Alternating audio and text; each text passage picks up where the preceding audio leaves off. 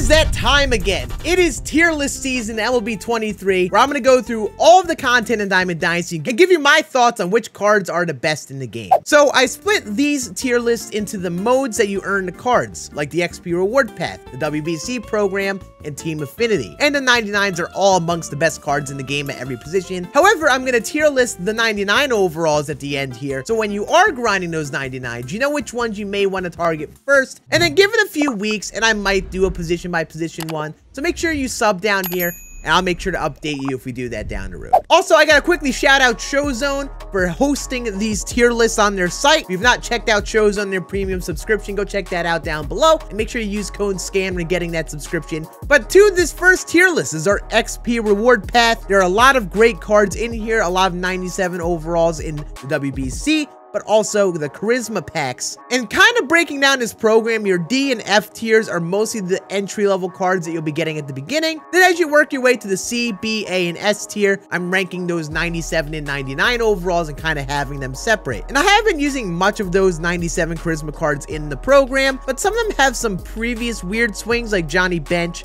and Troy Gloss that I don't think people love. And then there are guys like Curtis Granderson who are just a little platoon heavy. I do think the cards you're gonna really want to go for are in that A and S tier, like Cueto and Mad Bum have sinker cutter. Pretty good pitching, which seems to be a rare commodity, I think, right now. And then you have guys like Jung Ho Lee, Teoscar Hernandez, and Yohan Moncada, which are gonna be some really good choices for your infield and outfield. But in that S tier, there are a few of the 99's that I think you should be targeting most. Like Bob Gibson is gonna have the outlier and that elite pitch mix very early on here. You got Devin Williams, who will be a top reliever in the bullpen. You have Francisco Lindor, who's gonna be a top couple shortstop. Munetaka Murakami. If you have not known about this man in the game so far, you need to know. His swing is butter, and my personal favorite in the game, it feels right now. And he's gonna be a top first or third base option here. Now we swap over to Team Affinity, and let's hop into our captains. If you see these cards, I'm not gonna count for the boost. I will end up making a video down the road tier listing the cards and their team builds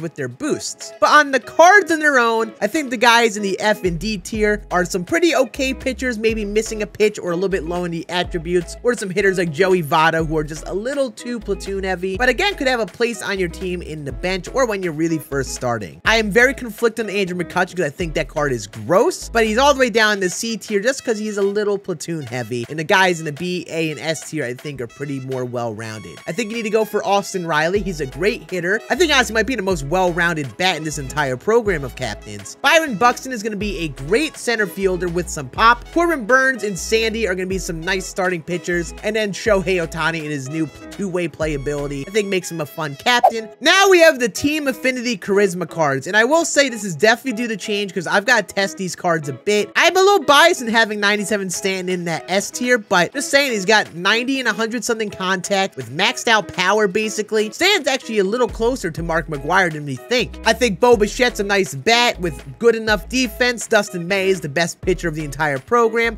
Jeremy Pena is really well-rounded with a really nice swing. And then Ronald Acuna Jr. is probably the best overall outfielder with solid hitting, good enough fielding, and speed. The A tier, you start to sacrifice some hitting or maybe a little bit of defense in comparison to the other guys, but are definitely good, popular players. The B tier, I think, have some slight weaknesses, like Eloy's hitting is not as good as Stanton's in my opinion. And as you work your way down, I think all of these cards are really good to build your team with, but the big weaknesses really come out in that D and F tier. A little bit weaker splits, missing that pitch in the pitch mix, or just not enough hitting in general. I think the best of the best are going to be in the C tier and above, if you want to really look for the best cards in this program. Next, we have the WBC program. This is going to be one of the first things you probably end up doing in the game. And if you grind this out entirely, I think there are some nice cards. Hondo, if you have not used him, has a swing very similar to Max Muncy, who is a pretty fan favorite swing. Have Harry Ford, who is a very nice catcher option.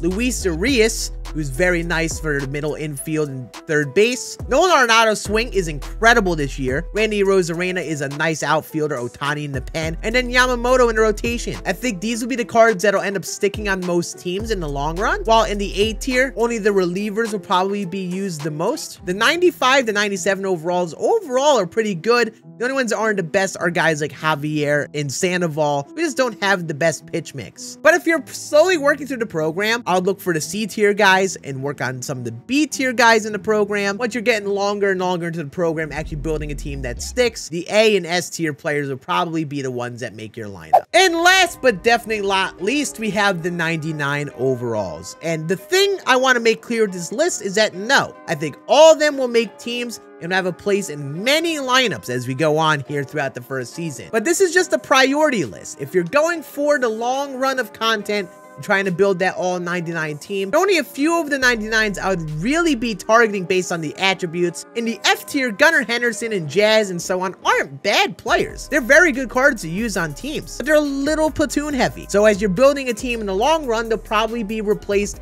with other more well-rounded cards as we get them. And you work your way up through this list, you see the cards you really want to go for are definitely live series collection cards like Jeter and Sosa especially, the set collection cards like Chipper Jones, Pedro, and Babe Ruth, or buying some really expensive 99s that you get in like the chase pack like 99 Ohtani, or getting guys like Trout. So we'll be working towards the B, A, and S tier 99s in the long run, while the F, D, and C will probably be the ones you get first, but probably replaced with the better B and above 99 overalls. There is so much content on this game I could definitely keep rambling about, but if you enjoyed this initial tier list, make sure you hit that thumbs up and let me know in the comments, how do you feel about content so far? Who have been your favorite cards in the game? I would love to get a positional list and go catcher, first base, and all of that one by one. So if you do want to see that down the road, make sure you let me know as well. And make sure you sub to this channel over here for more Diamond Dynasty tips on how to build your team the right way. And I'll see you again on the next one.